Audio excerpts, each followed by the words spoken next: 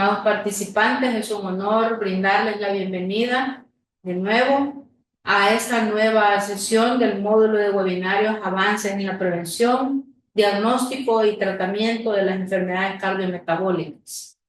A lo largo de este ciclo, hemos desarrollado ya 6 conferencias con el propósito de fortalecer las competencias profesionales en el campo de la endocrinología, de la cardiología, abordando de manera integral el manejo de estas patologías. Agradecemos la participación de todos y el compromiso con la actualización continua de todos en esta área que es tan fundamental. Estos encuentros son posibles gracias a la participación de destacados expertos, tanto nacionales como internacionales, a quienes expresamos nuestro más sincero reconocimiento por su dedicación y el aporte que hay en la formación y la actualización de los profesionales de salud a través del Instituto Nacional de Salud. Asimismo, le recordamos que a partir de este año, el Instituto va a otorgar certificaciones a quienes cumplan al menos el 80% de asistencia a estas actividades y completen todas las encuestas del programa reafirmando nuestro compromiso en la educación médica continua, lo cual va a servir también para el CONADEM. Asimismo, es ocasión importante abordar ahora la temática nuevas terapias farmacológicas para el manejo de enfermedades cardiometabólicas a cargo del doctor Maynor Ulises Martínez Sosa. Bienvenido, doctor Martínez. Aprovechamos esta oportunidad para expresarle siempre nuestro agradecimiento por su valiosa y constante contribución como parte del equipo desarrollador de guías de práctica clínica de esta institución y por compartir con nosotros su conocimiento y experiencia en el área de la endocrinología. El doctor Maynor Ulises Martínez Sosa es especialista en medicina interna y endocrinología del Hospital Nacional Rosales de nuestro país. Cuenta con una maestría en gestión hospitalaria por la Universidad de El Salvador y se destaca su trayectoria académica y profesional que lo ha llevado a desempeñarse como docente en residencias de endocrinología en el Hospital Rosales y en la Universidad de El Salvador, contribuyendo a la formación de nuevas generaciones de especialistas de esta área que tanta falta le hacen a nuestro país. En el ámbito de la investigación científica, el doctor Martínez ha realizado importantes aportes en el estudio de las enfermedades endocrinas y cardiometabólicas. Entre sus publicaciones destacan la frecuencia de las complicaciones intrahospitalarias en pacientes ingresados con síndrome coronario agudo en el Hospital Nacional Rosales, la eficacia de la inyección percutánea de etanol en nódulos tiroideos no funcionantes, sólidos y quísticos, también en el Hospital Rosales, los parámetros antropométricos como predictores de hipertensión arterial, disglicemia e hipertrigliceridemia en población que consulta en la unidad Sitio del Niño de la Libertad y la caracterización del perfil lipídico de pacientes con diabetes del Hospital Nacional Rosales recientemente. Agradecemos su presencia en este espacio, doctor Martínez, y su disposición para compartir con nosotros su experiencia en el tema que va a presentar. Les cedo la palabra. Nuevamente les invito a todos a mantener sus salidas de video y audio cerradas para captar la atención de nuestro distinguido ponente y a realizarle preguntas por el chat que posteriormente él responderá. Le cedo la palabra, doctor. Queda en su casa. Muchas gracias. Feliz tarde a todos. Muchas gracias a la doctora Sandoval que ha tomado bien mi participación en este importante tema. La importancia no solo por el auge que ha tenido mucho la farmacología de la diabetes relacionada a obesidad y al síndrome metabólico, sino también por la prevalencia de este tipo de enfermedades. Las enfermedades crónicas, sabemos nosotros lo importante que se ha tomado ya para los gastos en salud y en la salud general de toda la población.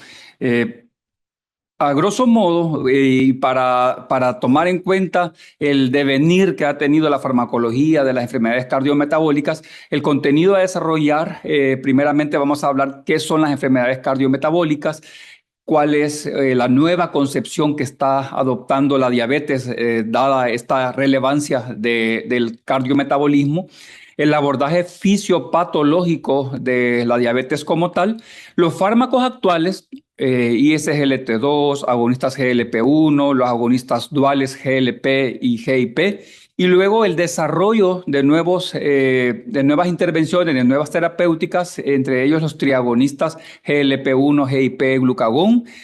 También la importancia que ha tomado medicamento antagonista no esteroideo del receptor mineralocorticoide, la finerenona, moléculas intestinales en estudio y microbiota intestinal.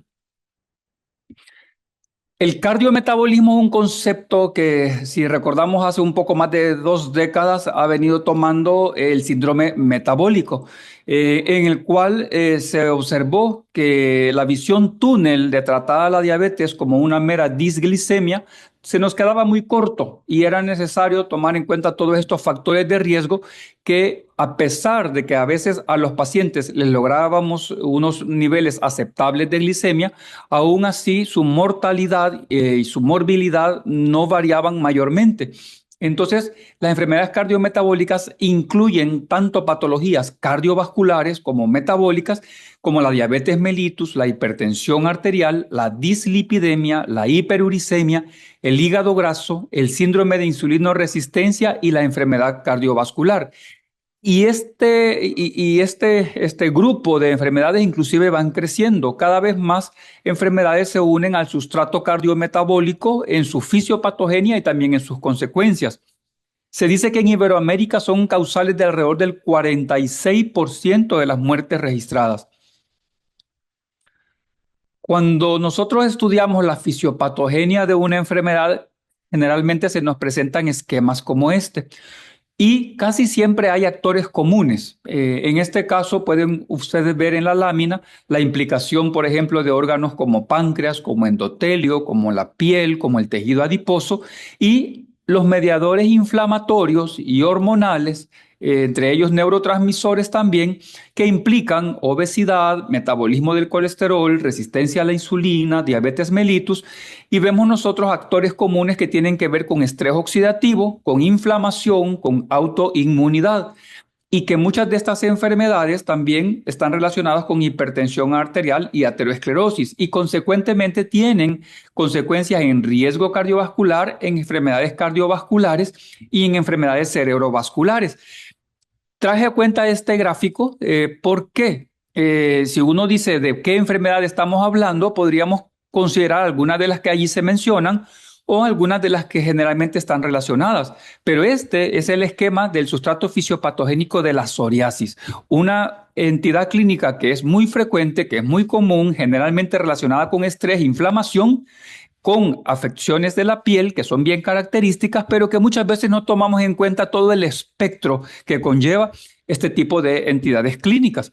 Igual también, por ejemplo, la obesidad, que todavía a finales del siglo pasado se consideró en su momento como una mera enfermedad de depósito, inclusive inicialmente no se tomaba como enfermedad, se tomó mucho el concepto de obeso sano, pero luego de determinar que el tejido adiposo no era un mero depósito o de energía, sino también un órgano activo y que tenía implicación con muchos otros órganos, incluyendo mediadores inflamatorios, a la cabeza resistencia a la insulina, infiltración miocárdica grasa, incremento del volumen plasmático, circulación de ácidos grasos libres, incremento del tono simpático.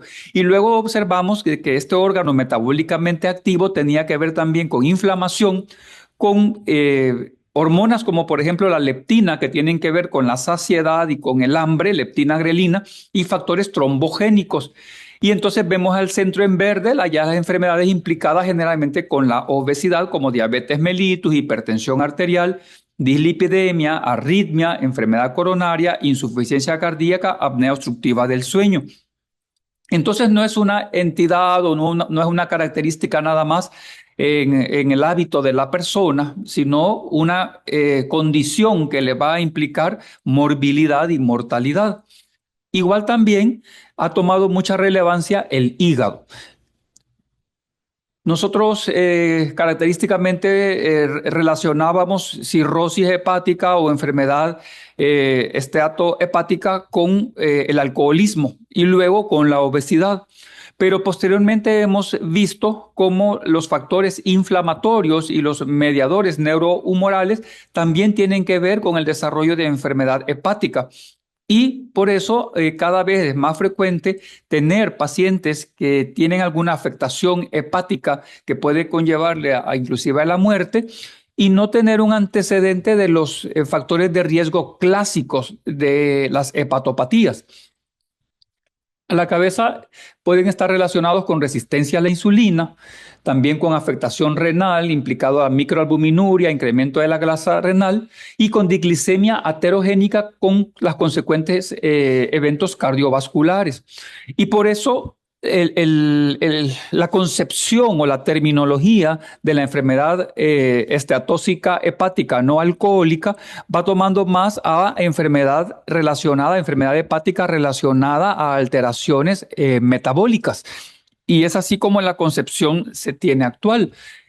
Entonces, igual, la diabetes ha tenido que tener un devenir en la concepción de la misma, en la cual tradicionalmente la denominábamos como una entidad clínica con afectación del metabolismo, principalmente de los carbohidratos, que se caracterizaba por hiperglicemia, con las consecuentes implicaciones micro y macrovasculares. Pero ya actualmente, por ejemplo, la Federación Española de Diabetes la denomina como un grupo de patologías endocrino-metabólicas crónicas que se caracterizan por la presencia de una cantidad elevada de glucosa en la sangre de las personas que la padecen a consecuencia de la falta de insulina o el mal funcionamiento de dicha hormona. Y sin embargo, todavía vemos que este concepto nos queda corto, le falta. Y observamos que en el 2025 la Asociación Americana de Diabetes la denomina como un grupo de enfermedades metabólicas que implica alteración del metabolismo de los carbohidratos en las cuales la glucosa es subutilizada y sobreproducida debido a gluconeogénesis y glucogenólisis inapropiadas, produciendo hiperglicemia. Es una condición crónica y compleja que requiere cuidados médicos continuos con estrategias integrales de reducción de riesgo más allá del control glicémico.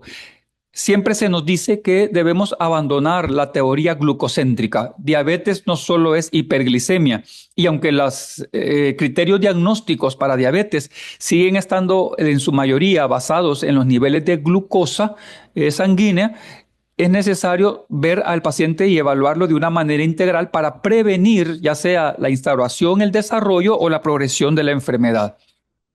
Y en la fisiopatogenia de la diabetes, tradicionalmente se encontraba el triunvirato, que sería la implicación de 3 órganos: páncreas, hígado y músculo, con alteración de la secreción hormonal de la insulina, ya sea con déficit relativo o absoluto para el adecuado control glicémico y con una disminución de la captación de la glucosa o utilización de la misma por el músculo y un incremento de liberación hepática de glucosa por parte del hígado. Y consecuentemente esto conllevaba a la hiperglicemia crónica, sumándose a la resistencia a la insulina, a la obesidad, para tener consecuentemente todas las implicaciones de la diabetes mellitus.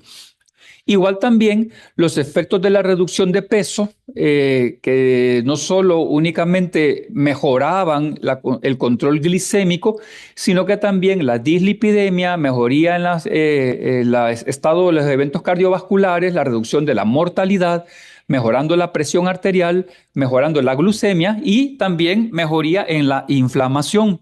La reducción de peso cada vez más le encontramos beneficios, inclusive mejorar la apnea obstructiva del sueño, la calidad del sueño, mejorar la respuesta inflamatoria, la salud gastrointestinal, la salud neurológica. Vemos nosotros ahora la implicación de obesidad con cáncer, la obesidad con enfermedades neurodegenerativas.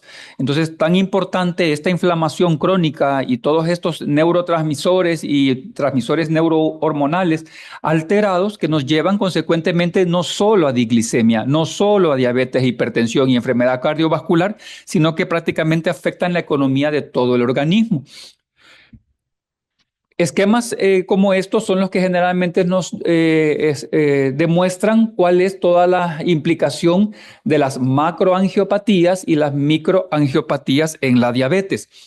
Esta introducción es importante para llegar al desarrollo de los fármacos en lo que vamos a hablar, porque las macroangiopatías, si ustedes observan, hay también actores comunes, como por ejemplo la deposición intravascular de lípidos, los productos finales de la glicosilación avanzada, las especies óxido-reactivas incrementadas y la reducción del óxido nítrico. Y en las macroangiopatías todo esto conlleva, por ejemplo, a desarrollo de aneurisma en grandes vasos cerebrales, aneurismas de aorta abdominal, por ejemplo, eventos vasculares cerebrales, y también a la ateromatosis con ateromatosis carotídea, la cardiopatía coronaria, enfermedad arterial periférica y los eventos coronarios o los eventos cerebrovasculares o inclusive también la macroangiopatía que implica en el pie diabético. Y el pie diabético tiene una fisiopatogenia compartida con microangiopatía. Y así también están la vía del sorbitol alterada, la reducción de la glutatión, que es la reparadora, actores inflamatorios también, la interacción de los productos de glicación avanzada que llevan a estrés oxidativo, a fagocitosis de mielina glicosilada y consecuentemente a neuropatía. Y sabemos nosotros cómo la implicación vascular y neuropática son tan importantes en el desarrollo del pie diabético. Y también desarrollo de afectaciones somatosensoriales. La neuropatía autonómica, por ejemplo, cada vez más frecuente diagnosticada en las personas con diabetes, principalmente los de larga evolución. Y en la alteración autonómica también es muy característico la vejiga neurogénica. Estos mismos productos de glicosilación avanzada también pueden hacer lesiones mesangiales a través de especies de óxidos reductivas y productos de glicosilación con efectos hemodinámicos y metabólicos que alteran la permeabilidad glomerular en los riñones, los factores de crecimiento de los trofoblastos, de los plasmocitos, conllevando consecuentemente a incremento de los fibroblastos, a fibrosis y a daño renal irreversible y la consecuente enfermedad renal crónica. E igual también la otra complicación muy temida, la retinopatía diabética, tiene que ver con acumulación de los productos de glicosilación avanzada y acumulación de los mismos proteínas en los capilares del cristalino, consecuentemente llevando a isquemia, a generaciones de exudados que puede llevar a neovasos, hemorragias, desprendimiento de retina y pérdida de visión o inclusive a edema macular y pérdida de la visión central. Entonces vemos nosotros cómo todos estos factores, en su mayoría mediadores inflamatorios, tienen que ver mucho con obesidad, tienen que ver mucho con diabetes mellitus no controlada y la implicación en la salud endotelial, ¿verdad? Y la generación de las placas ateromatosas. Del triunvirato que había mencionado, de los tres órganos páncreas, músculo e hígado, pasamos a inicios de este siglo con la definición de De Fronzo del octeto ominoso, donde la cual ya él define que son 8 órganos o sistemas implicados en la fisiopatogenia de la diabetes, entre ellos resistencia a la insulina, lipólisis aumentada, aumento de la resorción de glucosa en el riñón, aumento de la secreción de glucagón también en el páncreas, disminución del efecto incretina, que es uno de los que más ha tomado auge a nivel intestinal, disminución intestinal y pancreático, disminución de la secreción de la insulina a nivel pancreático, disfunción hipotalámica, que entra este nuevo actor, el aumento de la gluconeogénesis, que es el que ya habíamos mencionado, y todo esto se suma para la fisiopatogenia que presenta entonces la persona con diabetes. Y ahora, ya un poco más reciente, después del triunvirato, luego el octeto, ahora se toma como el 11º onceno, de onceno atroz o egregious 11.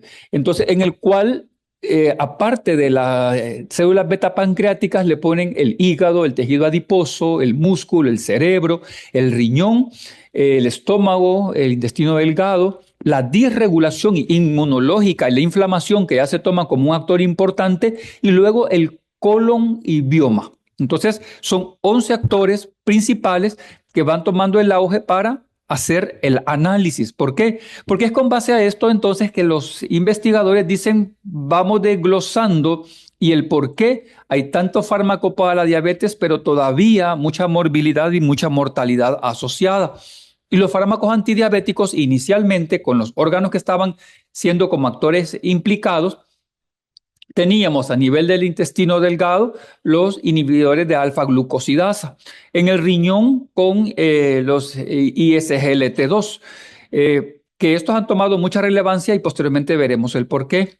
Las biguanidas, tanto en el músculo como en el hígado, la relevancia, en el tejido adiposo, las tiazolidinedionas, y en el páncreas, las sulfonilureas, que son los clásicos ya desde hace décadas en el haber, las meglitinidas, los análogos del GLP-1 y los inhibidores de DPP-4, que son los que han tomado ya posteriormente pues, el comando.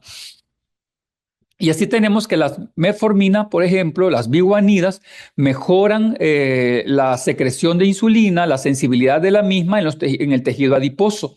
La sensibilidad, porque es la resistencia a la insulina uno de los factores mayormente implicados en la fisiopatogenia, y también mejora la sensibilidad de la insulina en el músculo esquelético y reduce el gasto de glucosa hepático, especialmente en el estado de ayuno. Y en la pioglitazona, con mecanismos también que mejoran la sensibilidad de la insulina a nivel del tejido adiposo, a nivel del tejido muscular, y también con un efecto hepático importante, incluyendo estudios importantes en la esteatosis hepática. Siempre se ha mencionado que para tratar la resistencia a la insulina, el principal factor tiene que ser actividad física.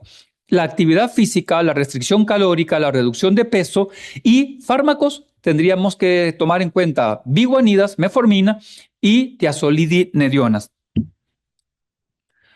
Luego, en los mecanismos del agonista del GLP-1, importante, ¿por qué? Porque tienen ya la implicación o la acción en otros órganos. No solo la situación a nivel hepático, a nivel muscular, a nivel del tejido graso, sino que también a nivel nervioso, como la ansiedad temprana, que es tan importante, enlentecer la absorción de los carbohidratos a nivel intestinal, inhibir la secreción de glucagón, promover la secreción de insulina a nivel pancreático, la renoprotección vascular, que también ha tomado importancia en los estudios, y la reducción del riesgo de eventos cardiovasculares. Y los inhibidores de DPP-4, que aunque son menos potentes, también tienen una importante relación con la reducción del índice de absorción de comida a nivel intestinal y reducir la liberación de glucagón e incrementar la liberación de insulina del páncreas. En los inhibidores de DPP-4 fueron los que despuntaron mucho el conocimiento y los estudios del efecto incretina, en el cual, con un riesgo menor de hipoglicemia en comparación a los fármacos tradicionales, sulfonilureas, meglitinidas, pero la implicación o regulación con base a la alimentación de la persona para llevar la señalización a nivel intestinal y posteriormente a nivel pancreático la secreción de insulina, es decir, la secreción de insulina relacionada a la glucosa.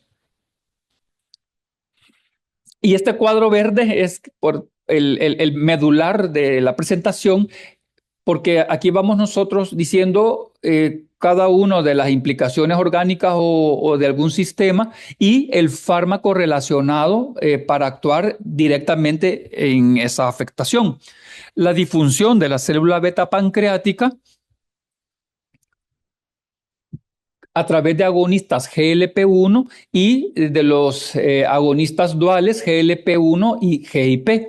También hay mención aquí de la ranolazina, un fármaco antianginoso que es bastante frecuentemente usado para los pacientes cardiópatas que han tenido angina, y se observó que los pacientes con diabetes y angina que estaban tomando ranolazina también mejoraron la hemoglobina glicosilada hasta una reducción de 0,5% y se ha relacionado con una mejor secreción de insulina relacionada a la presencia de glucosa, con bajo riesgo de hipoglicemia.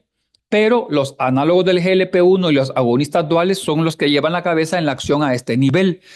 La pérdida del efecto incretina también con los análogos GLP-1 y los agonistas duales GLP y GIP. La disfunción de la célula alfa pancreática implicada con el glucagón, igual también agonistas GLP-1 y agonistas duales. La pramlintida, análogo de amilina, también relacionados, que son secretados en las células beta, porque también ayuda a la insulina a regular los niveles de glucosa, aunque con una menor fuerza, menor eficacia. Claro, disfunción del tejido adiposo, la resistencia, aquí siempre tenemos metforminas, tiazolidinedionas, la disfunción del tejido muscular, también metformina, tiazolidinediona, y la disfunción del hígado, metformina, tiazolidinedionas. Entonces la metformina sigue teniendo bastante importancia en la farmacología del manejo de la diabetes. Las tiazolidinedionas sabemos que algunos estudios la relacionaron por los efectos de retención hídrica y las implicaciones cardiovasculares para tener la consideración y la advertencia para el adecuado uso, pero todavía siguen estando en el cuadro de fármacos para tratarla. La disfunción cerebral, análogo de GLP-1, agonistas duales, también los agonistas dopamina, como la bromocriptina, que son medicamentos que generalmente utilizamos para otras situaciones, como por ejemplo las hiperprolactinemias o las galactorreas. La disfunción del colon, disbiosis, también análogos del GLP-1, agonistas duales, análogos del GIP, la metformina y los probióticos. La disfunción del sistema inmunológico, análogos del GLP-1, agonistas duales GLP-1, GIP, y niveles bajos de amilina, que también se menciona aquí, análogos del GLP-1, agonistas duales y la pramlintida, y la disfunción renal con los inhibidores SGLT2, que son los fármacos que inhiben el simportador glucosa-sodio, que a través de la producción de glucosuria regulan también los niveles de glucosa, pero que se han encontrado importantes datos respecto a la reducción o retraso en la progresión del fallo renal, de la microalbuminuria, e igual también de la disminución de los eventos cardiovasculares. Así queda entonces la tabla de cada uno de los defectos fisiopatológicos y el fármaco implicado. Si vemos a grosso modo, ¿verdad? La metformina con un lugar sumamente importante, mencionada en 4 de los mecanismos fisiopatológicos, pero los agonistas GLP-1 y los agonistas duales toman una relevancia primordial también, que prácticamente la mayoría de los pacientes deberían ser considerados en el manejo con este tipo de fármacos.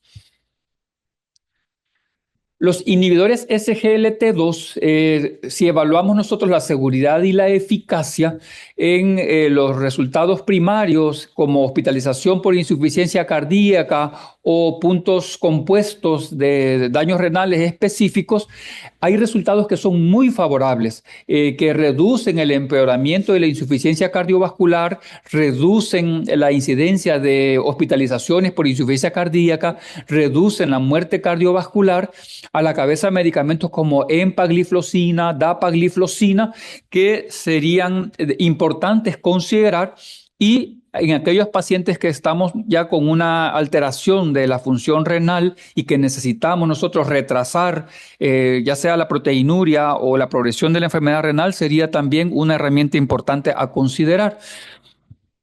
Y aquí tenemos que la mayoría de los pacientes, inclusive con tasas de filtración glomerular arriba de 30, se puede iniciar una canagliflozina, una empagliflozina, y arriba de 45 una dapagliflozina todavía tiene cabida para reducir entonces las tasas de insuficiencia cardíaca y de eventos cardiovasculares. Porque el enfoque ya no es meramente controlar la glicemia o mejorar nada más el valor de hemoglobina glicosilada, sino reducir las consecuencias de los daños a órgano blanco y reducir la mortalidad por diabetes. Con respecto a los agonistas del receptor del GLP-1, ustedes se fijan que a veces se menciona análogos del GLP-1 o agonistas del receptor de GLP-1, pero la concepción es indistinta. Es un análogo del GLP-1 que se vuelve un agonista, ¿verdad? Por su analogía. Entonces, ambos términos son apropiados. Y aquí observamos cómo cuando se analiza los puntos de eventos mayores cardíacos adversos compuestos, los MACE, que incluyen un infarto de miocardio no fatal, un evento cerebrovascular no fatal o muerte por causas cardiovasculares, principalmente con un análisis y una significancia estadística importante, medicamentos como el liraglutide y el semaglutide, el dulaglutide y albiglutide salen muy bien evaluados y es por eso que también este tipo de medicamentos agonistas GLP-1 toman una relevancia. Y aquí están los regímenes de dosificación, las instrucciones para la dosificación, donde también podemos ver la comodidad con respecto a la manera de aplicación, desde medicamentos que se pueden aplicar una vez al día hasta una vez semanal, y entonces hace más cómodo para el paciente su administración, teniendo también los beneficios a nivel cardiovascular. El problema en la actualidad todavía es el precio, que esperemos nosotros que con el tiempo pues vayan ojalá obteniéndose mejores precios y más accesibles para todos. Mecanismos de protección cardiovascular, entonces, en la primera columna tenemos los análogos del GLP-1 y tenemos en el listado muy importante todos los mecanismos, desde incrementar la frecuencia cardíaca, la contractilidad miocárdica, la captación de glucosa, reducir la inflamación cardíaca, reducir el remodelamiento adverso, reducir la injuria isquémica, a nivel de los vasos sanguíneos, incrementar la función endotelial, el flujo microvascular, reducir la presión arterial, reducir la aterosclerosis, reducir la agregación plaquetaria. A nivel cerebral, incrementar la neuroprotección, reducir la neuroinflamación, reducir la ingesta alimenticia. ¿Qué es importante? Que todos estos mecanismos han sido analizados independientes del control glicémico, independientes del control del peso. Y esto es sumamente importante porque quiere decir que hay mecanismos en su acción que son muy favorables en toda la economía del organismo de la persona, independientemente del mero control glicémico. Y luego el GIP, conocido como el péptido inhibitorio gástrico o péptido insulinotrópico dependiente de glucosa. Disminuye la hipertrofia cardíaca, disminuye el desarrollo de placa, la remodelación arterial, incrementa la neuroprotección, reduce la neuroinflamación y reduce la ingesta alimenticia. Y el glucagón incrementa la frecuencia cardíaca, incrementa la contractilidad miocárdica, incrementa la oxidación de la glucosa, incrementa presión arterial y reduce la ingesta alimenticia. En glucagón todavía en estudio, ustedes pueden ver de pronto y uno dice, bueno, pero incrementa la presión arterial, lo que es, ¿verdad? Recordemos que siempre ha sido denominado el glucagón como la contrarreguladora de la insulina, entre otras. Está prácticamente entre las contrarreguladoras como los esteroides, como la adrenalina, y en esa lista vamos a encontrar en las contrarreguladoras el glucagón. Y nosotros podemos decir, entonces son mejores los GLP-1, porque tienen, según la lista, muchos más factores que son favorables con respecto al GIP o al glucagón. Pero recordemos que hace un par de décadas el GLP-1 quizás tenían igual o menos de factores enumerados que eran favorables para el manejo del paciente o la persona con diabetes u obesidad. Y no nos extrañe que luego el GIP y el glucagón se van a ir enumerando de todavía más factores, ojalá favorables, que nos van a llevar todavía con más fuerza y con mejor desarrollo del uso de estas moléculas.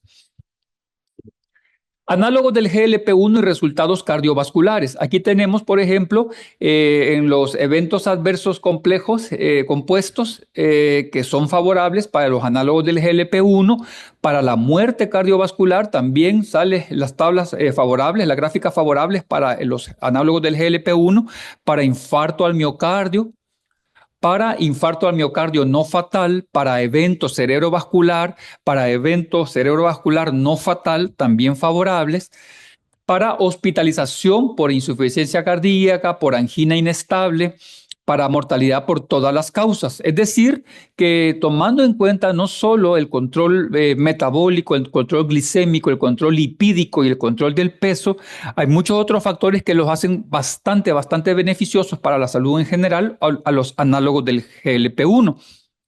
Y es por eso que la relevancia que han tomado, inclusive se han hecho populares hasta en redes sociales, en las cuales las reducciones de peso y las mejoras en la salud general de muchas de las personas las relacionan y dicen, lo que pasa es que se está medicando con semaglutide, lo que pasa es que se está medicando con liraglutide. Y han habido en algunos países que regular la prescripción de estos tipos de medicamentos para dejar moléculas específicas para el manejo de la diabetes y obesidad, porque el boom ha sido tal que inclusive con el manejo de la obesidad, estos medicamentos han tendido a escasearse en algunos momentos. Los agonistas duales GLP-1 y GIP. Entran entonces estos otros actores. El péptido inhibitorio gástrico, por su desarrollo, y vemos a la derecha un estómago con intestino en los cuales dice efectos gástricos, inhibe la secreción de gastrina o disminuye la secreción de gastrina, disminuye la secreción ácida y de allí el nombre. Por eso se llamó el péptido inhibitorio gástrico. Pero luego a este péptido se le denomina con las mismas siglas GIP como péptido insulinotrópico dependiente de glucosa, porque se observó que entre los efectos pancreáticos tenía el incremento de la secreción de insulina, pero dependiente de glucosa, y esto lo hace bastante seguro porque no tiene tanta implicación con las hipoglicemias, que es importante, porque ese ha sido uno de los peros o de los frenos que muchas veces se tiene con medicamentos como las sulfonilureas, los riesgos de hipoglicemia o inclusive con la misma insulina. Incremento de la sobrevida de la célula beta, incremento de la secreción de glucagón. En los efectos en tejido adiposo observamos que incrementa el almacenamiento graso. En lipólisis hay datos encontrados, algunos estudios sugieren o demuestran que incrementa lipólisis, otros que disminuye lipólisis y al parecer está relacionado mucho con el estado general del paciente, primero metabólico, glicémico, el peso, por ejemplo, es decir, que el mismo péptido podría tener una acción diferente dependiendo de la condición en la que se encuentre. Y eso también puede ser importante por una autorregulación. La captación de glucosa incrementada y también que podría tener efectos independientes de la insulina. Efectos en el sistema nervioso central, por ejemplo, tenemos mejora en la memoria, una de las quejas muchas veces de los pacientes a las cuales a veces les restamos importancia, que nos dicen que tienen alteraciones de la memoria y uno puede pensar que es cuestiones de la edad, del estrés, etcétera, y no tomar en cuenta que puede estar también implicado los factores metabólicos vasculares cerebrales, sí, pero también factores neurohormonales. La ingesta alimenticia en disminución y la proliferación de las células progenitoras, que son las que nos ayudan, así como en este caso a nivel cerebral, también a nivel pancreático o a nivel endotelial, para la preservación y para la regeneración del tejido. Efectos del hueso como incremento de la formación ósea y reducción de la actividad osteoclástica. Y aquí es donde vemos un gráfico un tanto inusual, porque generalmente cuando hablamos de mecanismo incretina, el gráfico que nos lo explica nos relaciona la ingesta alimenticia, el intestino, la absorción de los alimentos, la DPP4, la inhibición de la misma, las incretinas que están con una vida media corta, pero que luego se les alarga para llevar la señalización al páncreas y de esta manera promover la prolongación de la secreción de insulina dependiente de glucosa y las implicaciones que va a tener entonces con hígado y con tejido adiposo. Pero aquí nos ejemplifica cómo el efecto incretina no se limita únicamente a ese sistema, no se limita al sistema digestivo, no se limita a páncreas, no se limita a hígado, tejido adiposo, músculo, sino que también se extiende a la función endotelial, a respuesta inflamatoria e inclusive a la estabilidad de la placa ateromatosa. Entonces, el mecanismo incretina en el apartado o columna de la disfunción endotelial nos incrementa el óxido nítrico y la relajación vascular, nos disminuye las especies oxidorreactivas, nos disminuye la inflamación y la adhesión molecular, nos disminuye la apoptosis de las células endoteliales y la regulación de las células progenitoras endoteliales, que son las que les mencioné, que estabilizan la preservación de la integridad de los epitelios. Igual también en la formación de las células de espuma o células espumosas, disminuye el contenido de monocitos, disminuye la diferenciación de macrófagos, disminuye la captación de colesterol, el metabolismo la regulación del metabolismo del colesterol, disminuye el estrés oxidativo, la inflamación. Y a nivel de la transición de las células del músculo liso, disminuye la proliferación de las células del músculo liso y modula la remodelación vascular y la remodelación vascular, perdón. Igual también estos mecanismos de incretina nos disminuye las metaloproteinasas, disminuye los macrófagos, disminuye inflamación, la agregación plaquetaria y la formación de trombos, incrementando el contenido de colágeno y engrosando la capa fibrosa. Mucho se menciona que el problema no es solo la presencia de ateromas, y ustedes saben que en autopsias de personas que han fallecido muchas veces por causas traumáticas, hasta niños o adolescentes en accidentes de tránsito, les han estudiado las capas íntima media para ver si ya hay placas o estrías ateromatosas y han encontrado la presencia de ellas. Pero ¿cuál es la diferencia? Que son estables. Y aquí es cuando el mecanismo incretina a través del GLP-1 y el GIP incrementan el contenido de colágeno, incrementan el grosor de la capa fibrosa para estabilizar esa placa ateromatosa y a pesar de su presencia no tengamos consecuencias en la salud. Porque uno de los estudios que demuestran cuando se han analizado las placas ateromatosas que han dado problemas es el adelgazamiento de la capa fibrosa y que lo hizo inestable y eso obviamente hizo la fisura de la placa ateromatosa y consecuentemente todo el desencadenamiento de la respuesta inflamatoria, de la agregación plaquetaria y del trombo. En los agonistas duales, que tanto van con agonismo hacia el receptor del GLP-1 como al receptor del GIP, a la cabeza de la molécula tirzepatida, es la que ha tenido más estudios y desarrollo, y en estos estudios se ha demostrado cómo es la implicación no solo en el control metabólico y de la glucosa de las personas, sino que también en el control del peso, que es sumamente importante, pero si observamos en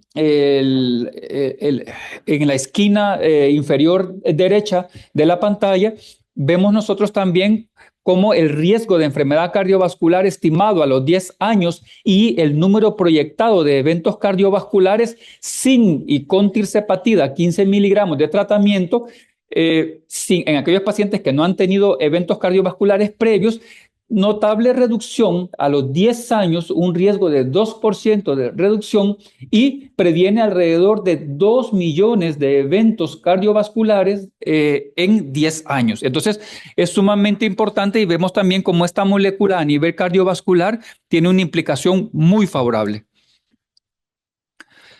Luego vimos entonces los agonistas GLP-1, luego los agonistas duales GLP-1, GIP, y ahora entra un tercer actor y están estudiándose hacer los triagonistas GLP-1, GIP y glucagón. Los que se mencionan generalmente en la literatura son el MAR 423, el HM 1521, el SAR 44 1255, donde potencialmente se puede combinar la potenciación de la secreción de insulina por el receptor GLP-1, el rol homeostático metabólico, insulinotrópico y glucagonotrópico del receptor GIP y sumarle a eso los mecanismos de pérdida de peso, el gasto energético, el metabolismo de lípidos y glucosa por parte del receptor de glucagón, entre otros mecanismos, así resumido. Estudios en ratones, porque todavía no hay estudios experimentales en seres humanos, han presentado reducción de la hipercolesterolemia, del peso corporal, reducción de la esteatohepatitis y potenciar la tolerancia a la glucosa. Y también han demostrado disminuir la interleucina 6, el factor de necrosis tumoral alfa, mejoraron la sobrevida de la célula beta pancreática, la promoción de la restauración de la pérdida de la célula beta e incrementar el número de islotes. Así como en la enfermedad renal, en la enfermedad metabólica, predominio la diabetes, la insulinoresistencia, esa preservación de células beta da mucho de la calidad de vida. Aquel paciente, por ejemplo, que tenemos con múltiples dosis de insulina y pacientes que al omitir una o dos dosis de insulina entran en estados cetogénicos, son todavía más vulnerables a la morbilidad y a la mortalidad. Pero aquellos pacientes que tienen preservación de islotes y células beta, su calidad de vida es mucho mejor y su manejo mucho más fácil. Por eso es importante preocuparnos en esta preservación de las células beta y prolongar la vida de las mismas. Y otros fármacos también que han tomado mucha relevancia, que estos sí ya están disponibles para los seres humanos, son los antagonistas mineralocorticoides finerenona. Los antagonistas mineralocorticoides generalmente estamos más familiarizados con la espironolactona, con la eplerenona, pero la finerenona tiene características diferentes. No es esteroide y también no tiene mayor implicación con el potasio, con el incremento del potasio, que es una de las situaciones que nosotros tenemos que estar pendientes cuando usamos aldosterona. Es un espironolactona, perdón, es un antagonista no esteroideo altamente selectivo del receptor mineralocorticoide, podría disminuir la inflamación y la fibrosis y disminuye la albuminuria y enlentece la enfermedad renal crónica. Y es así como para la enfermedad de la diabetes tenemos ya múltiples medicamentos. Este triángulo se está poniendo mucho como ejemplo para el abordaje más integral de la enfermedad renal crónica, principalmente para su prevención y reducir la progresión, en lo cual tendríamos los inhibidores SGLT2, tratar de incidir en el sistema renina-angiotensina-aldosterona, YECA, ARA2. Inicialmente yo me acuerdo que casi siempre se nos decía para limitar la progresión de la microalbuminuria y la progresión de la enfermedad renal, démosle YECA o ARA2. Y luego entran acá fármacos que fueron desarrollados para diabetes y que ahora vemos también un gran potencial en la enfermedad renal y demostrado también, no solo el potencial, ¿verdad? Inhibidores SGLT2. Agonistas del GLP-1, metformina y entre otros, como los factores metabólicos a tratar, y en el extremo inferior izquierdo vemos los antagonistas del receptor mineralocorticoide, la finerenona, en la cual también sería como en el armamento o las herramientas a tomar en cuenta para enlentecer la progresión de la enfermedad renal y también para reducir la microalbuminuria y prevenir los estadios terminales de la enfermedad. Tratar y recordar también las comorbilidades como la insuficiencia cardíaca, el uso del sacubitril o valsartán cada vez con más auge, la congestión o la retención hídrica con el uso de diuréticos, la hiperlipidemia con el uso de hipolipemiantes. En lípidos todavía hay un gran indumentario en armamento en crecimiento. Los medicamentos que cada vez se van también más a los mecanismos fisiopatogénicos para reducir y tener mayor éxito en el manejo de los lípidos. La hiperuricemia, fármacos antihiperuricémicos y la anemia del paciente nefrópata. Estudios con finerenona no solo nos han determinado hallazgos muy favorables en la variable renal compuesta o en la enfermedad renal terminal, sino que también en la variable cardiovascular compuesta. Los estudios Fidelio, Fígaro y Fidelity son pues a la cabeza los más mencionados siempre, y observamos que hay un descenso sostenido y con una filtración glomerular arriba del 57% de los niveles basales o muerte de causa renal. Entonces es tan importante tomar en cuenta también este tipo de medicamento, si los tenemos nosotros disponibles, para tratar la consecuente afectación renal de los pacientes y la progresión de la misma. El receptor mineralocorticoide desempeña un papel clave en la génesis y el desarrollo de la enfermedad renal. La espironolactona y la eplerenona, a pesar de disminuir la proteinuria, no han demostrado reducir la progresión de la enfermedad renal, que son los clásicos antagonistas de aldosterona que hemos usado. Y la finerenona es un antagonista no esteroideo altamente selectivo del receptor, caracterizado por una estructura voluminosa. La unión de la finerenona al receptor da lugar a un complejo receptor ligando específico que bloquea el reclutamiento de coactivadores transcripcionales implicados en la expresión de mediadores proinflamatorios y profibróticos. Y hablamos de los mismos términos, ya no solo la progresión de la enfermedad renal, sino que también los factores inflamatorios y la fibrosis. La finerenona ha demostrado reducir de forma importante la albuminuria en pacientes con diabetes y ERC ya desde el cuarto mes de tratamiento, y en pacientes con ERC y diabetes la finerenona reduce tanto la progresión de la ERC como el riesgo de eventos cardiovasculares, que ahí por eso le puse el puntito rojo, que también ya hay demostración del mismo. Y el riesgo de hiperpotasemia es mucho menor, como les mencioné, y el abordaje de los pacientes con diabetes y ERC debe ser multifactorial, y entonces incluiría IECA, inhibidores SGLT2 y finerenona. También hay moléculas intestinales en estudio. Las primeras son las que hemos tratado y mencionado, pero también moléculas como la grelina, el péptido YY, la neurotensina, la colecistocinina, también han sido, están en desarrollo más estudios para ver qué más se le puede encontrar, porque obviamente necesitamos nosotros tratar multifactorial y de la mejor manera la enfermedad metabólica como tal. La microbiota intestinal, productos derivados de la microbiota están siendo estudiados por su posible implicación en respuesta inflamatoria, en desarrollo de arteriosclerosis, en insuficiencia cardíaca, en fibrilación auricular y en trastornos metabólicos. Están en estudio mecanismos moleculares que relacionan las propiedades celulares vasculares, cardiomiocitos, células de los islotes pancreáticos y hepatocitos, pero todavía no se definen agentes farmacológicos que muestren efectos beneficiosos en estudios experimentales preclínicos. ¿Por qué es importante mencionar este último enunciado? Porque también hay mucha propaganda de que mejoramos la microbiota con tal o cual agente y con eso usted mejora la diabetes o mejora la obesidad o mejora el peso o mejora la inflamación, la artritis, etcétera. Pero hasta la fecha todo esto en desarrollo.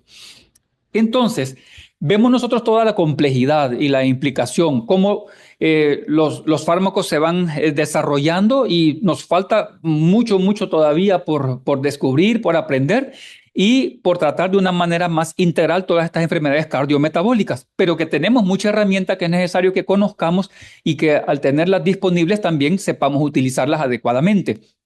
Está demostrado la interrelación fisiopatológica de las alteraciones metabólicas y de la morbilidad y mortalidad cardiovascular. Ya no podemos decir nosotros que cardiología, nefrología, reumatología, gastroenterología, neurología son especialidades aisladas. Inclusive ortopedia, inclusive cirugía plástica, no pueden ser aisladas de toda esta situación cardiometabólica. Los beneficios cardiovasculares de los tratamientos para diabetes mellitus y obesidad van más allá de la regulación del peso, de la presión arterial, de los niveles glicémicos y del perfil de lípidos. Estudios de fármacos iniciales con inhibidores de DPP4 y del mecanismo incretina en la cirugía metabólica abrieron brecha para estudios ulteriores. Los mecanismos de incretina son los que nos han abierto y también el conocimiento de todo lo que favorece, por ejemplo, la cirugía metabólica, en general, la salud del paciente, mucho de este conocimiento que hoy tenemos. Los análogos del GLP-1 han revolucionado el manejo farmacológico de la obesidad. Y hay que tener mucho cuidado porque ustedes saben que también hay mucho interés económico y propaganda que puede hacer también un sobreuso y un mal uso de los mismos. y no son medicamentos inocuos. Hay que tener conocimiento y saber las características adecuadas o las indicaciones precisas para utilizarlos. Los agonistas duales han mostrado resultados superiores en control de diabetes y del peso. Cada vez más estudios demuestran beneficios metabólicos y cardiovasculares de fármacos que inicialmente fueron para la diabetes. Ahora se toma en cuenta tanto la implicación metabólica, inmunológica, inflamatoria, cardiovascular, renal y neurológica. Hay que tomar en cuenta todo este conocimiento, hay que tomar en cuenta la disponibilidad, la individualidad del paciente y también los costos que esto implica, porque obviamente son medicamentos que están revolucionando el manejo de este tipo de enfermedades y por ende también los precios actuales están bastante altos y tenemos nosotros que estar como conscientes de la implicación de los gastos que pueden traer en la economía de la salud para hacer un uso adecuado y racional de los mismos. Hasta aquí la presentación. Si hay algún comentario, alguna pregunta, con mucho gusto quedo atento. Muchas gracias, doctor. Excelente conferencia. De hecho, hay comentarios, felicitaciones de la calidad científica de su conferencia y hay preguntas. Dice, gracias. En diagnóstico de insulinoresistencia por exámenes de laboratorio, pero sin presentar hiperglicemia aún, debe recibir tratamiento farmacológico un paciente, ¿verdad? ¿Y en qué momento ya lo consideramos como diabético? Sí, la prediabetes y la insulinoresistencia cada vez más ya está documentado que sí necesitan intervención farmacológica. Obviamente siempre los pilares fundamentales van a ser los hábitos de vida, la adecuación en la alimentación, en el peso, en la actividad física. Pero medicamentos, por ejemplo, la metformina podrían entrar en juego. Igual también quitarnos siempre la teoría glucocéntrica y ver cómo están los lípidos, cómo está el ácido úrico, factores inflamatorios que requieran también abordaje farmacológico. La insulina, si el paciente aún no tiene alteración glicémica que se requiera, no es conveniente. Y la metformina, tomar en cuenta que algunos pacientes pueden tener susceptibilidad a presentar hipoglicemia.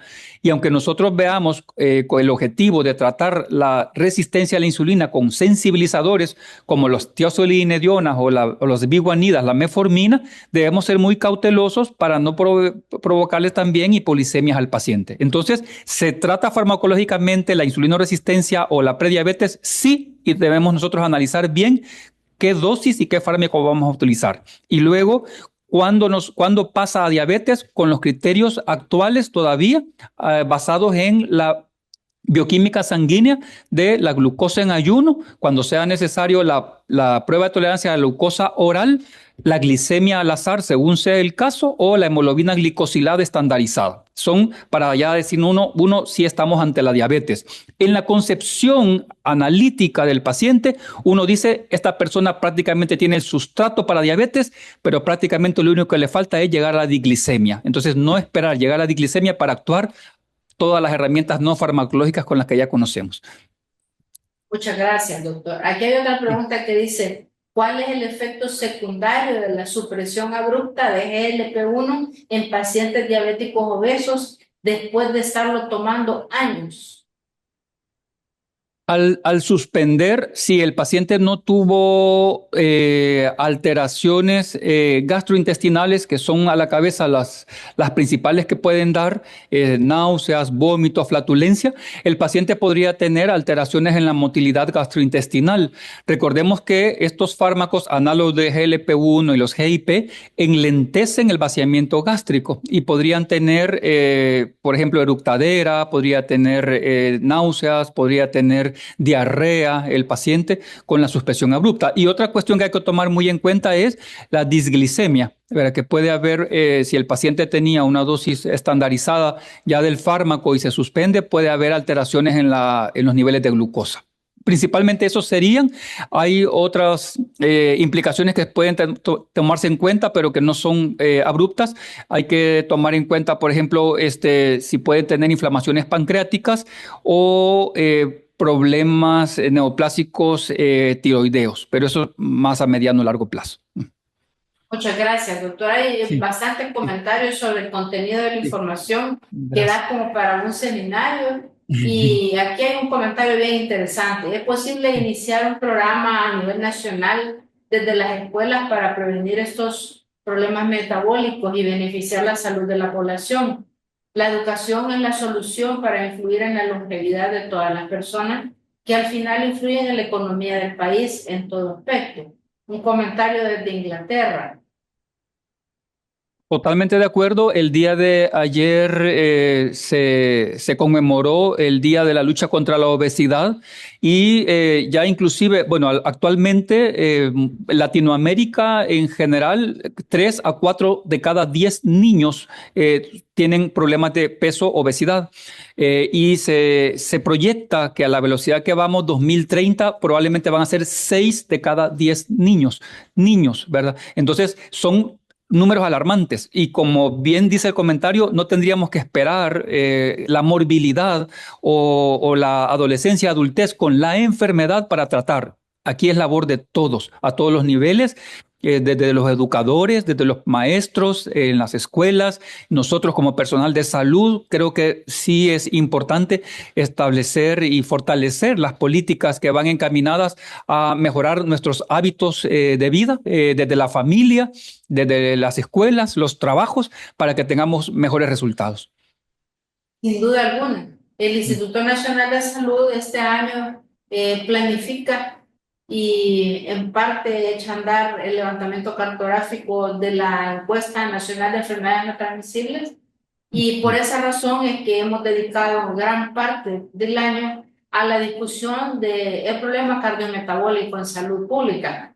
Y creo yo que la ponencia suya, que es de gran nivel, contribuye en gran manera a eso. Hay comentarios como este, excelente ponencia, hace reflexionar en todo el componente metabólico para tomarlo en cuenta en el tratamiento y actualizarnos con respecto al tratamiento. La mayoría de los pacientes que se atienden en el sistema nacional no tienen una economía fuerte. ¿Qué medicamentos recomienda a partir del stock actual para mejorar la calidad de vida de los pacientes, como retrasar el uso de medicamentos de alto costo o que tal vez aún no los tengamos en el país? Importante no olvidar tomarnos el tiempo para las medidas no farmacológicas, porque a veces nos preocupamos por la prescripción, tanto el paciente como el médico, con el tiempo de consulta y nos preocupamos qué es lo que vamos a prescribir, pero recordar siempre la importancia de tomarnos el tiempo en reconocer cómo va el peso del paciente. A veces el paciente ha disminuido peso y no le hacemos el comentario. Y el paciente deja de entonces verle la relevancia o la importancia, como quien dice, ni me dijo nada del peso y me había forzado mucho y parece que había bajado. O recordarle al paciente qué está comiendo, si está haciendo las restricciones en el azúcar en la dieta, por ejemplo, en reducir los alimentos fritos, en incrementar alimentos que no sean fritos o inclusive ensaladas, vegetales, frutas, y luego saber cuál es el armamento farmacológico con el cual contamos. Si tenemos nosotros sulfonilurea, si tenemos biguanida, si tenemos insulina, en algunos establecimientos tenemos también ISGLT2. Entonces, importante también saber con los medicamentos que contamos para hacer el uso racional de los mismos. Estar conscientes de que mientras más prevengamos las complicaciones, menos cara va a ser la diabetes, menos caro va a ser el manejo. Un paciente que ya tiene una amputación, un paciente que ya tiene afectación visual, un paciente que ya tiene afectación cardíaca, obviamente a veces hasta se implica su fuerza de trabajo, su autonomía, y esto le genera muchos más costos, ¿verdad? No solo es el gasto en el fármaco, es que tanto el paciente está libre de complicaciones y eso nos va a hacer todavía más asequible y más abordable la enfermedad. Obviamente tenemos que saber con qué contamos, qué fármacos tenemos, conocerlos lo mejor posible para con base a eso nosotros hacer lo mejor que esté en nuestras manos para que el paciente no se nos complique. Sin duda alguna, las intervenciones en educación comunitaria, educación continua para los profesionales de salud e intervenciones multidisciplinarias, tal como usted lo ha mencionado, son determinantes para detener este gran problema que salud pública tiene, no solo con la obesidad que se está saliendo de control, sino con las repercusiones cardiorrenometabólicas que hay en este sentido. Hay otros comentarios y preguntas también. Buenas tardes, doctor. Dice, ¿una persona con problemas de tiroides puede tomar metformina? Problemas de tiroides totalmente. Importante controlar el problema. A veces el problema puede ser un nódulo que no le está dando disfunción, ¿verdad? Que no está creciendo, que es quístico, que es coloide, que es prácticamente un nódulo inerte, solo hay que observarlo. Pero si el paciente tiene hipotiroidismo, hipertiroidismo o nódulos que están cambiando de características, hay que también abordarlos oportunamente porque podemos tener una implicación. Recordemos que la enfermedad tiroidea es más frecuente en la persona obesa, la enfermedad tiroidea es más frecuente en la persona con diabetes, entonces sí hay que tratarlo. Es muy difícil tratar la enfermedad tiroidea en una diabetes no controlada, es muy difícil controlar la diabetes en un tiroides no controlado, todo va de la mano, así como tenemos que estar en cuenta la función del riñón, la función del hígado, los lípidos, la presión arterial. Entonces, si hemos analizado y detectado un problema tiroideo, hay que tratarlo y la metformina se puede prescribir. Perfecto, queda bien claro. Hay un comentario aquí y se acompaña de una pregunta. ¿Puede remarcar lo que mencionó hacer de probióticos y diabetes? Fue excelente su comentario cuando lo mencionó debido al abuso dice, de redes sociales. Me parece que lo remarque y nos diga su opinión. Sí, hay estudios importantes. Ustedes han visto cómo la implicación de los probióticos con la respuesta inflamatoria y la respuesta metabólica.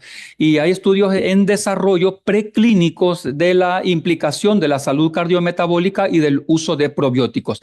Pero a la fecha no hay ningún fármaco o agente que se pueda recomendar con peso de evidencia como probiótico para el manejo de enfermedades cardiometabólicas. Esa es la postura en la actualidad del uso de probióticos en la enfermedad cardiorrenal y en la enfermedad de la diabetes y en la obesidad. Ensayo fase 1 y 2 hasta donde entiendo Sí, que podrían los hallazgos, si progresan, influir en el futuro de los tratamientos, ¿verdad? Pero eso sí, todavía estamos elucubrando así es. sobre ello. Pero es Sí, una muy buena pregunta, ¿verdad? Porque sí, de repente nos están vendiendo ideas que no tienen ninguna evidencia científica, así al es. menos por hoy. Sí. Y la otra pregunta dice, ¿y la glucosa al azar es un examen de referencia si me dio un resultado de 116? La glucosa al azar, entre los 4 criterios para el diagnóstico de la diabetes, tiene que ser el rompas en caso de emergencia. ¿Cuándo uso la glucosa al azar? Cuando no puedo esperar un ayuno para hacer el diagnóstico. Tengo a un paciente hoy con fiebre, con vaginosis, y yo quiero saber si estoy tratando a una señora que tiene diabetes. Y me dice, yo no sé si tengo diabetes. Ok, glucosa al azar, ¿verdad? Si es 116, no me dice nada, ¿verdad? Solo si es mayor o igual a 200, una glucosa al azar, inicio manejo, ¿verdad? Tanto de la morbilidad por la cual tuve que usar la glucosa al azar para el diagnóstico y también de la hiperglicemia, que en este momento me puede todavía afectar la buena evolución rápida de esta enfermedad. Con el compromiso de luego hacerle ya una glucosa en ayuno y si hay hemoglobina glicosilada estandarizada para determinar el diagnóstico. Entonces, glucosa al azar, y ustedes ven siempre el criterio dice más signos, síntomas de diabetes asociados, ¿verdad? Y la glucosa al azar tiene que dejarse en aquellos casos en los cuales no tengo el tiempo de esperar un ayuno. Siempre que yo pueda, es mejor hacer la glucosa en ayuno. Igual también la prueba de tolerancia a glucosa oral, si la glucosa en ayuno ya me dio el diagnóstico, no le hago prueba de tolerancia, porque entonces pongo en riesgo del paciente a una hiperglicemia mayor. Imagínense que alguien una glucosa al azar tenga 180 y le hago la prueba de tolerancia y le dan la glucosa anhidra y le da 300, 400 con la toma de glucosa. No le voy a dar la toma, ¿verdad? Igual también la glucosa al azar 116 no me dice nada. Simplemente me da una alerta y entonces yo digo, vamos mejor a hacer la glucosa en ayuno o por qué quiero tomar una decisión con una glucosa al azar, ¿verdad? Así es. Hay excelentes comentarios sobre su conferencia, personas que Gracias. dicen que han aprendido mucho, otras que tenían tiempo de no ver esperanza para los pacientes con enfermedad renal y ahora entienden que sí. Hay otro comentario aquí muy interesante que dice, doctor Minor, es importante conocer muy bien que esta excelente conferencia, las diferentes terapias que existen a tratar los diferentes fenotipos de diabetes, efectivamente, ¿verdad? Y poder Sí. así optimizar el control y progresión de la enfermedad por cada grupo. Sí, totalmente, porque en su mayoría la prevalencia de diabetes tipo 2 está principalmente relacionada con obesidad, pero nosotros sabemos que los grupos se van traslapando. Antes, la persona con diabetes 1 era la persona jovencita, delgada, con debut en una descompensación glicémica aguda, y la persona con diabetes 2 generalmente una persona adulto mayor, obeso, con sobrepeso y una evolución un poco más bizarra. Pero ahora vemos un traslape total. Vemos jóvenes, adolescentes con sobrepeso, que tienen diabetes 2. Vemos también niños o adolescentes con diabetes 1 y son obesos. Vemos adultos o adultos jóvenes, 30, 35 años, y decimos será una diabetes autoinmune latente del adulto, son delgados, tienen hiperglicemia. Entonces, hay un espectro, ¿verdad? Entonces, siempre es Sí. necesario tener siempre la agudeza clínica de los hallazgos, y si hay alguna duda, entonces mejor hacer la interconsulta con la especialidad para tener la certeza de qué es lo que estamos tratando, para tener los mejores resultados. Sin duda alguna, ¿verdad? Hay que tener siempre presente que uno, los ojos no ven lo que la mente no piensa y que hay que hacer un Sí. análisis siempre con olfato clínico para poder detectar los casos. Gracias por el tema, dice, muy interesante. Se ha introducido la insulina glargina para poner en una sola dosis, pero he observado insulina glargina en 2 pacientes en 2 dosis al día. ¿Se puede dar esa dosis 2 veces al día? La insulina glargina, dependiendo del dispositivo, si usted la aplica con jeringa, obviamente usted va a seleccionar la dosis. Si la aplica con lapicero, hay lapiceros que llegan hasta 60 y hay otros que llegan hasta 70, otros que llegan hasta 80 en tope. Se puede aplicar en una sola aplicación si es más de eso, si son 80 unidades, si son 90 unidades. Sí, sí se puede. ¿Qué nos daría la pauta de dividirla? Más que la cantidad, es si el paciente me presenta en el interdosis mucha variabilidad. La insulina glargina, si ustedes ven vida media, mencionan, puede llegar a durar hasta 18, 24, 26 horas. Si un paciente en el momento que se va a aplicar la insulina glargina tiene la glucosa muy alta, pero luego que se la aplica a media jornada le desciende demasiado, ese es el criterio para dividir la dosis. Pero si un paciente aplicándole 80 unidades diarias se controla bastante bien, porque lo que la insulina glargina promete siempre es la estabilidad. Es una insulina que dura muy uniforme durante todo el día. Tiene un leve pico en algunos pacientes. Entonces, si eso no me está generando problema y se puede aplicar en una sola dosis diaria, perfecto. ¿Es mandatorio a una determinada dosis dividirla? No. Usted puede aplicar 40, 60, 80, 100 unidades en una sola aplicación. ¿Cuándo entonces la divido? Cuando entre el interdosis hay mucha variabilidad. Al inicio, antes de aplicarla, muy alto, y a mediado baja demasiado. Entonces yo digo, este paciente es más lábil a la aplicación o al efecto de la insulina, y mejor le divido la dosis y podría ser 47 AM, 47 PM.